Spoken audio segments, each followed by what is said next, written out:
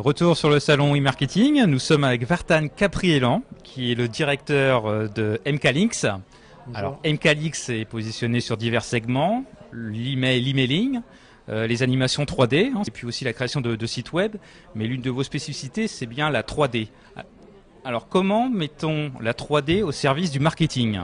Alors aujourd'hui, comme vous le savez, dans le marketing, il faut d'abord se différencier, il faut apporter de la nouveauté, et cette nouveauté, il faut pas qu'elle soit tout simplement esthétique, juste pour surprendre. Et effectivement, l'effet de surprise est très important, mais ça a une durée très courte. Après, il faut donner du contenu à cette surprise. Donc c'est là qu'on peut commencer à apporter la vie sociale, la vie humaine dans le monde virtuel, et puis faire en sorte que virtuellement on puisse discuter ensemble, virtuellement on puisse faire des achats, visiter un musée, mais comme si nous étions vraiment dans le musée. C'est pas avec des images de troisième catégorie, mais vraiment avec des choses de grande qualité.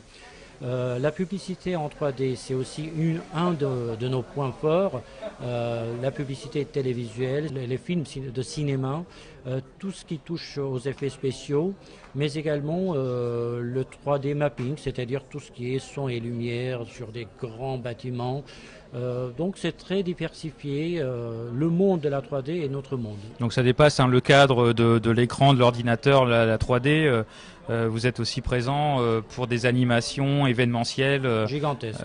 D'accord, dans le cadre de spectacles. Mais également pour le web marketing. Pour et le ça, web c'est très marketing. important parce qu'aujourd'hui, pour le e-commerce, on sait qu'on peut faire des choses extraordinaires grâce à la 3D pour attirer l'attention, pour fidéliser les gens, pour les garder le plus longtemps possible sur un site internet, pour les inciter à acheter parce qu'on leur donne à peu près la preuve de ce que nous disons, alors qu'un site web, c'est un texte, c'est une image, mais la 3D, ça montre, c'est comme si nous étions à côté du produit, c'est comme si nous arrivions à toucher le produit. Et ça, c'est très important. Alors, parmi vos références, est-ce que vous avez un exemple justement qui illustre l'exploitation de la 3D comme un moyen de générer du business ? Alors regardez, on a des exemples multiples. On a des musées par exemple où le nombre de visiteurs a augmenté, non seulement parce que nous avons apporté la visite virtuelle, ça c'est une chose, mais en plus on a apporté par exemple le mirage holographique, c'est-à-dire qu'un poète disparu qui, 70 ans après sa mort, est dans son musée. Et les visiteurs peuvent le voir. Alors qu'est-ce que cela apporte au musée ? Cela génère beaucoup plus de visiteurs, une occasion de faire du marketing autour du musée qui était un musée en voie de disparition, j'allais dire. Donc toutes ces belles choses apportent aussi de la vente, si on peut parler de vente concrètement, parce que finalement c'est ça qui intéresse les directeurs de musées, les responsables de centres commerciaux qui aujourd'hui nous pouvons par exemple créer le vrai centre commercial que vous visitez tous les week-ends peut-être, où vous faites vos achats en famille. Alors aujourd'hui, tout en restant à la maison, vous allez pouvoir visiter ce centre commercial, entrer dans les différents magasins, vous habiller, vous chausser, changer, ça plaît, ça vous plaît pas et finalement acheter. Justement, on est sur le salon e-marketing. Est-ce que vous seriez capable de proposer le salon e-marketing en 3D par exemple ? Tout à fait, c'est une de nos forces. Le salon, comme toutes sortes d'exhibitions, d'expositions, nous sommes capables de fabriquer virtuellement un salon et puis de mettre en évidence les produits et les services des uns et des autres et de faire en sorte que virtuellement les gens puissent se parler, s'échanger. D'ailleurs, par exemple, nous avons un produit pour les commerciaux qui vendent des produits ou des services à distance. Au lieu de faire des présentations par Skype ou en compagnie de PowerPoint qu'on envoie aux gens, qu'on visualise en même temps, là on est en ligne capable de modifier un produit, c'est-à-dire de créer une interactivité avec le client. Nous sommes en France et nous voulons vendre quelque chose en Chine ou aux États-Unis, c'est possible sans se déplacer. En plus, ça nous permet de... C'est ça, c'est la 3D interactive. Donc c'est ça qui fait qu'aujourd'hui on gagne du temps.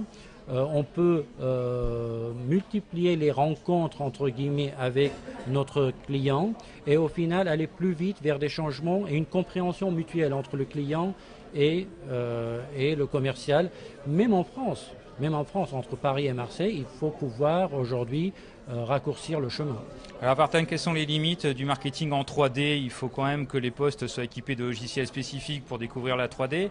Est-ce que c'est finalement assez facile de généraliser la 3D pour l'ensemble de fonctions marketing? Regardez tous les logiciels aujourd'hui qui sont dans votre PC, à un moment donné, vous êtes obligé de télécharger, d'avoir un plugin, etc. pour utiliser, voir quelque chose en Flash par exemple.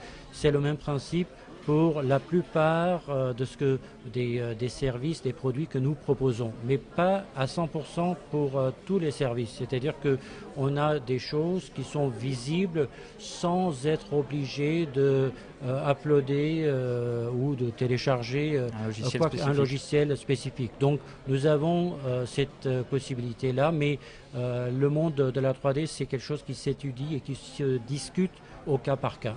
D'accord. Comment faites-vous pour convaincre les responsables marketing de l'exploitation de la 3D dans le cadre de leurs services et de leurs offres qu'ils déploient? Nous montrons d'abord ce que nous avons déjà fait, ce que nous avons sur notre site, ce qu'on peut leur donner en DVD pour leur dire regardez nos travaux. Et quand ils voient que dans un salon, par exemple, ils peuvent apporter ce qu'on appelle le virtual promoter, la promotrice virtuelle qui va à l'entrée du salon vous montrer le chemin, vous faire une introduction sur vos produits et solutions. C'est une jolie dame qui vous fait cette présentation alors qu'il n'y a pas de dame, c'est juste un petit vitre en 1 mm. Donc les gens commencent à comprendre qu'ils peuvent attirer du monde grâce à ces quelques petites techniques qu'on peut utiliser.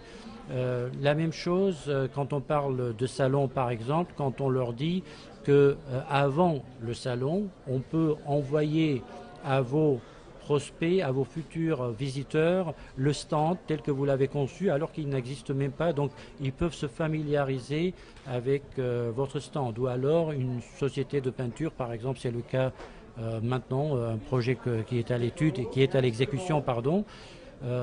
Pendant ce grand salon qui est dédié un peu à l'industrie et à la peinture, on va dire, ils vont pouvoir en 3D montrer dans le salon, durant le salon, à leurs visiteurs comment changer les couleurs de leur appartement, de leur maison eux-mêmes. C'est-à-dire pas besoin de faire appel à un conseiller, c'est vous qui êtes votre conseiller, mais vous avez des outils pour le faire, c'est ce qu'on appelle la configuration. D'accord. Vartan, une dernière question, on a un spécialiste en France de la 3D. Vous n'avez pas l'impression que finalement ce grand groupe français pourra arriver sur vos plates-bandes et développer le marketing en 3D?